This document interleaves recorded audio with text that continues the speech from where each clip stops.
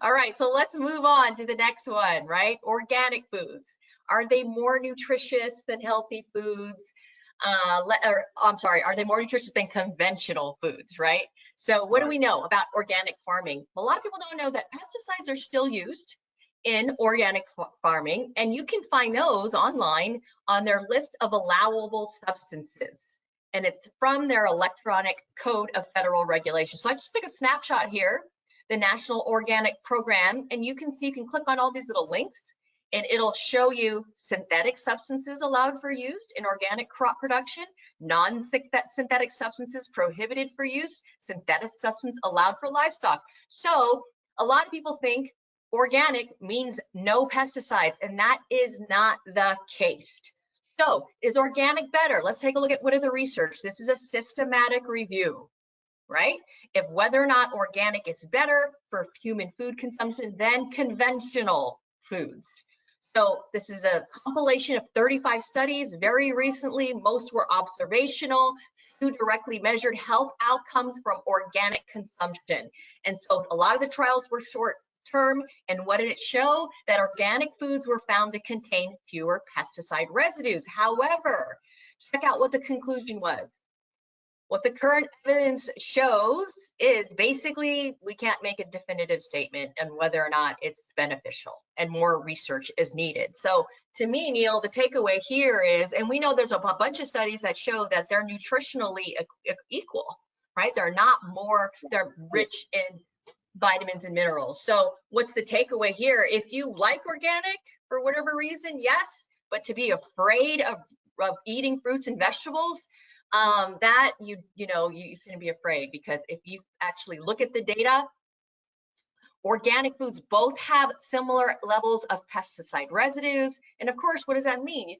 Well, you can wash your fruits and vegetables, right? Neither contains dosages that are toxic. So we've been talking about the acceptable daily intake level, right? So I wanted to show you how these levels are actually, how they come up with them. And so if you look at this top bar, right, that reflects the no observed adverse effect level. You may have heard us talk about this before in previous webinars. This is no toxic effects, right? Above that, you might find some adverse effects, but below that, nothing, no problems. So this is our actual exposures through the diet, right, is actually there. And the acceptable daily intake is set at 100 to 1,000 times below the no adverse effect level.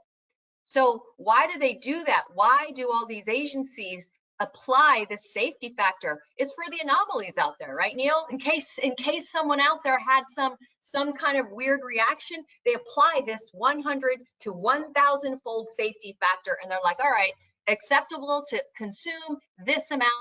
And we know that we're probably going to take care of most outliers, right, by applying this safety factor.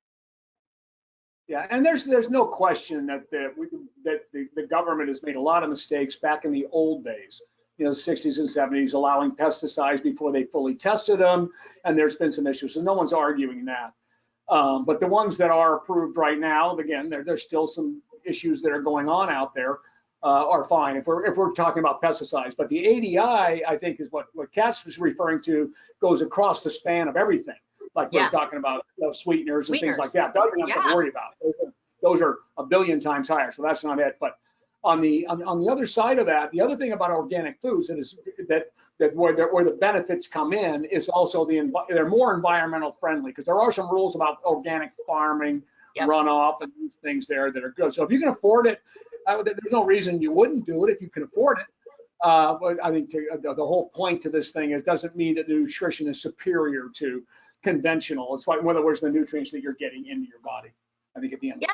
Exactly. So, I mean, don't shy away from eating fresh fruits and vegetables because of pesticides, because the amount in it, you're going to get way more benefit than you are going to put yourself at risk, as you can see.